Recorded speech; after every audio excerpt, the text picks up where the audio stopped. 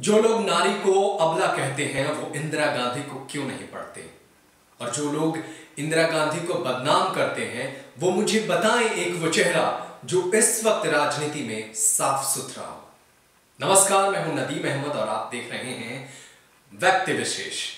और आज के व्यक्ति विशेष में हमने एक ऐसी शख्सियत के बारे में आज आपको बताएंगे जो इस देश की सबसे ज्यादा बहुचर्चित प्रधानमंत्री रही हैं, और देश की आयरन लेडी के नाम से मशहूर इंदिरा गांधी के बारे में आज हम आपको बताएंगे। उनके जिंदगी से जुड़ा हर वो किस्सा जिससे आप अब तक नहीं जानते थे। इंदिरा गांधी नेहरू और कमला नेहरू के परिवार में जन्म ली। इंदिरा गांधी शुरू से ही राजनीतिक रूप से बेहद बड़े खानदान में जन्म ली, लेकिन इसके बावजूद भी इंदिरा गांधी की चुनौतियां कम नहीं हुई। इंदिरा गांधी को कई बार बदनाम किया गया तो कई बार उन्हें दुर्गा के रूप से सम्मानित भी किया गया। जहां एक ओर आपातकाल के लिए उन्हें आलोचना हुई तो दूसरी ओर 1971 में बांग्लादेश को आजाद कराने की उनकी भूमिका पर उन्हें विपक्षियों ने दुर्गा का रूप कहा। इंदिरा गांधी की जिंदगी में उतार चढ़ाव यूं चलते रहे हैं। इंदिरा ने कभी हार नहीं मानी, चाहे वो ऑपरेशन ब्लू स्टार जैसे बड़े फैसले करने हो या देश में आपातकाल लगाने की घोषणा करी हो। लेकिन इसके बावजूद भी एक पहलू ऐसा है जिस पर इंदिरा गांधी के बारे में हर कोई जानना चाहता है, वो है इंदिरा गांधी का निजी रिश्ता। आप सभी जानते हैं कि इंदिरा गांधी ने फिरोज गांधी से शादी की थी। कई बार तो लोग ये भी कहते हैं कि इंदिरा गांधी का गांधी सरनेम कैसे पड़ा, तो इसका भी आज हम खुलासा करेंगे। आपको ये भी बताएंगे कि इंदिरा गांधी को गांधी का सरनेम कैसे मिला। हालांकि ये साफ साफ हम आपको बता देते हैं कि इंदिरा गांधी का महात्मा गांधी से कोई खून का रिश्ता नहीं था और वो नेहरू खानदान में थी। तो कैसे पड़ा इंदिरा गांधी को गांधी सरनेम, तो ये भी आज आपको बताएंगे। लेकिन आपको ये भी बताएंगे कि क्यों इंदिरा गांधी और फिरोज गांधी के रिश्तों में खटास आ गई और क्यों अपने पिता के घर त्रिमूर्ति भवन में आकर रहने लगी थी इंदिरा गांधी। और ये भी आप ये पूरा जो है किस्सा इंदिरा गांधी का आज आप देखेंगे इस पूरे रिपोर्ट में। उसके बाद आगे चर्चा बढ़ाएंगे, लेकिन पहले आप इस पूरे रिपोर्ट को देखिए। इंदिरा गांधी का जन्म 19 नवंबर 1917 को राजनैतिक रूप से प्रभावशाली नेहरू परिवार में हुआ था। इनके पिता जवाहरलाल नेहरू और उनकी माता कमला नेहरू थीं। इंदिरा को उनके गांधी उपनाम फिरोज गांधी से विवाह के पश्चात मिला था। इनका मोहनदास करमचंद गांधी से न तो खून का और न ही शादी का कोई रिश्ता था। इनके पिता मोतीलाल नेहरू एक प्रमुख भारतीय राष्ट्रवादी नेता थे। इनके पिता जवाहरलाल नेहरू भारतीय स्वतंत्रता आंदोलन के एक प्रमुख व्यक्ति थे और आजाद भारत के प्रथम प्रधानमंत्री बने। 1934-35 में अपनी स्कूली शिक्षा पूरी करने के पश्चात इंदिरा ने शांति निकेतन में रविंद्रनाथ टैगोर द्वारा निर्मित विश्व भारती विश्वविद्यालय में प्रवेश लिया। इंदिरा टैगोर ने ही इन्हें प्रियदर्शनी नाम दिया था। इसके पश्चात ये इंग्लैंड चली गईं और ऑक्सफोर्ड विश्वविद्यालय की प्रवेश परीक्षा में बैठी, परंतु ये उसमें विफल रहीं और ब्रिस्टल के बैडमिंटन स्कूल में कुछ महीने बिताने के पश्चात साल 1937 में परीक्षा में सफल होने के बाद इन्होंने सोमरविल कॉलेज ऑक्सफोर्ड में दाखिला लिया। इस समय के दौरान इनकी अक्सर फिरोज गांधी से मुलाकात होती थी, जिन्हें ये इलाहाबाद से जानती थी और जो लंदन स्कूल ऑफ इकोनॉमिक्स में अध्ययन कर रहे थे। अंततः 16 मार्च 1942 को आनंद भवन इलाहाबाद में एक निजी आदि धर्म ब्रह्म वैदिक समारोह में इनका विवाह फिरोज गांधी से हुआ।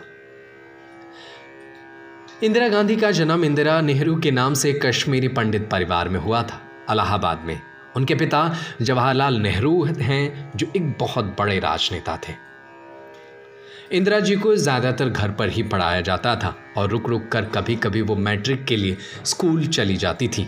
वो दिल्ली में मॉडर्न स्कूल, सेंट सिसिलिया और Saint Mary Christian convent school Allahabad की विद्यार्थी रह चुकी हैं। साथ ही अकोलो इंटरनेशनल, जिनेवा, अकोलो, नवेले, बेक्स और पीपल्स ऑन स्कूल, पुणे और बॉम्बे में भी विद्यार्थी रह चुकी हैं।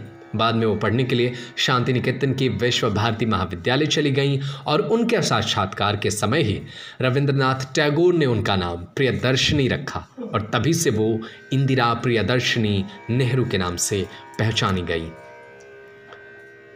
इंदिरा गांधी को 1960 में कांग्रेस का अध्यक्ष चुना गया। अपने पिता के मौत के बाद इंदिरा गांधी को सूचना और प्रसारण मंत्री बनाया गया।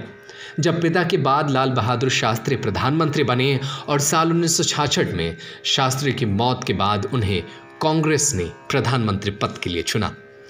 इंदिरा गांधी भारतीय प्रधानमंत्री बनने के बाद एक सशक्त नेता बनकर उभरी। प्रधानमंत्री पद ग्रहण करते ही इंदिरा गांधी ने राष्ट्र के नाम पर रेडियो पर संदेश दिया था कि हम शांति चाहते हैं क्योंकि हमें दूसरी लड़ाई नहीं लड़नी है। इसके तुरंत बाद साल 1971 में भारत पाकिस्तान युद्ध हुआ जिसमें पाकिस्तान सेना ने समर्पण कर दिया, जिसके फलस्वरूप इंदिरा गांधी ने पाकिस्तानी राष्ट्रपति को शिमला समझौते पर हस्ताक्षर करवाया। इस समझौते के तहत कश्मीर विवाद को सुलझाया गया। इंदिरा गांधी की वजह से बांग्लादेश एक स्वतंत्र राष्ट्र बना। इंदिरा गांधी ने ही हरित क्रांति को जन्म दिया। इंदिरा गांधी ने इसके बाद अगले चुनाव में हार गईं। 1980 में संजय गांधी की दिल्ली विमान दुर्घटना में मौत हो गई। संजय गांधी की मौत के बाद राजीव गांधी को नेता चुना गया। इंदिरा गांधी ने एक आंदोलन भी छेड़ा था जिसे ग्रीन रेवोल्यूशन यानी हरित क्रांति के रूप में जाना जाता है, जिसका उन्होंने नेतृत्व किया था। अत्याधिक भूखमरी के कारण पंजाब क्षेत्र के गरीब सिख बहुत ही ज्यादा प्रभावित हुए। कई लोगों की जानें चली गईं। उस समय इंदिरा ने फसल विविधीकरण और खाद्य निर्यात बढ़ाने का निर्णय लिया, जिसके कारण लोगों को खाना भी सही रूप से उपलब्ध हो सका और उन्हें एक रोजगार मिला। गरीबी हटाओ अभियान और 1971 में पाकिस्तान पर भारत की जीत के द्वारा उठाए गए उम्मीदें 1970 के मध्य में महान निराशा और राजनीतिक कठिनाइयों का नेतृत्व किया। साल 1971 के युद्ध की भारी आर्थिक लागत, दुनिया में तेल की कीमतों में वृद्धि और औद्योगिक उत्पादन में गिरावट की आर्थिक कठिनाइयों को बढ़ावा दिया। इस समय के दौरान जेपी नारायण इंदिरा गांधी के खिलाफ एक नागरिक अवज्ञा आंदोलन शुरू करते हैं। जून 1975 में ये सब संकट के बीच इलाहाबाद उच्च न्यायालय ने चुनावी भ्रष्टाचार के आधार पर उसे 1971 के चुनाव को अवैध करार दे दिया। इस्तीफा के बजाय इंदिरा गांधी ने देश में आपातकाल की घोषणा की और उसकी राजनीतिक विरोधियों को जेल में डाल दिया। आपातकाल मार्च 1977 तक चली और बाद में आयोजित आम चुनाव में वो जनता मोर्चा बुलाया गया पार्टियों के गठबंधन से हार गईं। सन 1971 के चुनाव के बाद इंदिरा गांधी को भारी सफलता मिली। उन्होंने विभिन्न क्षेत्रों में विकास के नए कार्यक्रम लागू करने की कोशिश की थी, पर देश के अंदर समस्याएं बढ़ती जा रही थी। महंगाई के कारण लोग परेशान थे। युद्ध की आर्थिक बोझ के कारण भी आर्थिक समस्याएं बढ़ गई थी।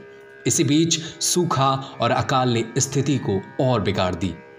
उधर अंतर्राष्ट्रीय बाजार में पेट्रोलियम बढ़ती कीमतों से भारत में महंगाई बढ़ रही थी और देश का विदेशी मुद्रा भंडार पेट्रोलियम आयात करने के कारण तेजी से घटता जा रहा था। कुल मिलाकर आर्थिक मंदी का दौर चल रहा था, जिसमें उद्योग धंधे भी चौपट पड़ रहे थे। रोजगार भी काफ़ी कम हो चुका था और बेरोजगारी बढ़ चुकी थी। सरकारी कर्मचारी महंगाई से त्रस्त होने लगे थे। उनके कारण वेतन वृद्धि की वो मांग कर रहे थे। इन सब समस्याओं के बीच सरकार पर भ्रष्टाचार के आरोप भी लगे। पहला, एक देश की ताकत अंततः इस बात में निहित है कि वो खुद कर सकता है, इसमें नहीं कि वो औरों से उधार ले सकता है। ये इंदिरा गांधी के विचार थे। इंदिरा गांधी के और भी विचार थे। मेरे सभी खेल राजनीतिक खेल होते हैं। मैं जोन ऑफ आर्क की तरह थी। मुझे हमेशा दांव पर लगा दिया जाता था। यदि मैं इस देश की सेवा करते हुए मर भी जाऊं, मुझे इसका गर्व होगा। मेरे खून की हर एक बूंद इस देश की तरक्की में और इसे मजबूत और गतिशील बनाने में योगदान देगी। ये भाषण इंदिरा गांधी ने उड़ीसा में दिया था। अपनी हत्या से एक दिन पहले इंदिरा गांधी का ये बयान आया जिसमें उन्होंने कहा था कि मैं देश के लिए मर भी जाऊं तो मुझे गर्व होगा, मेरे खून की हर एक बूंद इस देश के काम आएगी। ये बयान वाकई आज भी सोचा जाता था कि ये बयान आखिर आया तो कैसे आया। कुछ लोग तो कहते हैं कि इंदिरा गांधी को मौत का आभास हो चुका था। कुछ करने में पूर्वाग्रह है, चलिए अभी कुछ होते हुए देखते हैं। आप उस बड़ी योजना को छोटे छोटे चरणों में बांट सकते हैं और पहला कदम तुरंत ही उठा सकते हैं। ये महान इंदिरा गांधी के विचारों में से एक थे। मेरे दादाजी ने एक बार मुझसे कहा था कि दुनिया में 2 तरह के लोग होते हैं, वो जो काम करते हैं और वो जो श्रेय लेते हैं। उन्होंने मुझसे कहा था कि पहले समूह में रहने की कोशिश करो, वहाँ बहुत कम प्रतिस्पर्धा है, कि काम किया करो बिना श्रेय लिए हुए। इंदिरा गांधी का एक भाषण का एक अंश मैं आपको पढ़कर सुनाता हूं। मैं आज यहाँ हूँ, कल शायद यहाँ ना रहूँ। मुझे चिंता नहीं कि मैं रहूँ या ना रहूँ। मेरा लंबा जीवन रहा है और मुझे इस बात का गर्व है कि मैंने अपना पूरा जीवन अपने लोगों की सेवा में बिताया है। मैंने आखिरी सांस तक ऐसा करती रहूँगी और जब मैं मरूंगी तो मेरे खून का एक एक कतरा भारत को मजबूत करने में लगेगा। उनके इस भाषण से लोग अवाक रह गए थे। खुद उनकी ही पार्टी के लोग नहीं समझ पाए थे कि आखिर इंदिरा जी ने ऐसे शब्द क्यों बोले।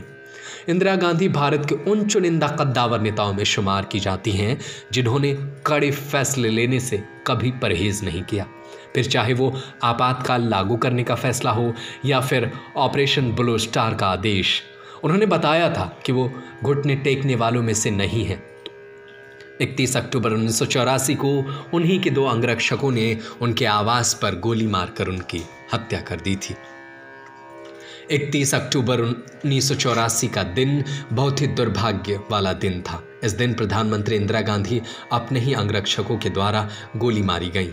इन्होंने अपने एक एक खून का कतरा देश के लिए बहाया। जो बलिदान इन्होंने दिया वो हमेशा ही अमर रहेगा। इंदिरा गांधी एक ऐसी महिला थी जो न केवल भारतीय राजनीति पर छाई बल्कि विश्व राजनीति के क्षितिज पर भी वो विलक्षण प्रभाव छोड़ गई। उन्हें लौह महिला के नाम से भी संबोधित किया जाता है, जिसे आयरन लेडी कहते हैं।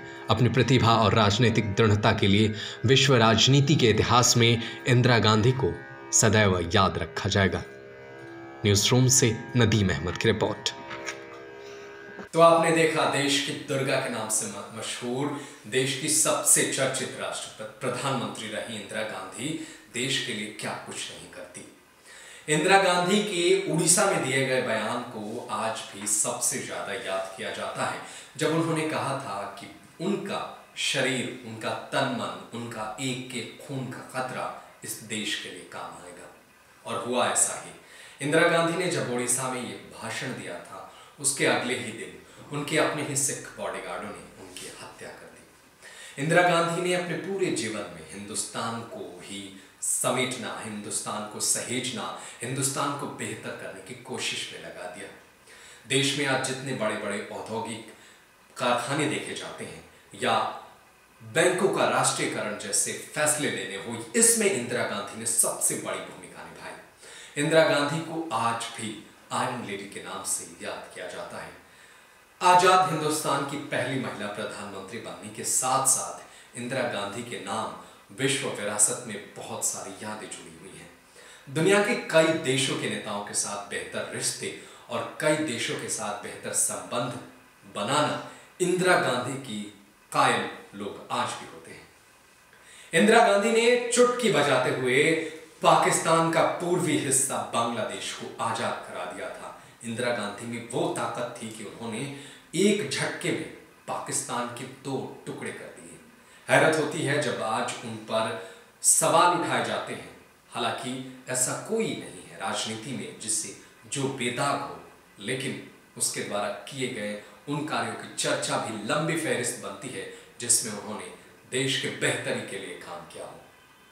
ऐसे ही हर हफ्ते हम आपको लेकर आते रहेंगे देश की उस मशहूर हस्ती के बारे में जिसे आप जानना चाहते हैं।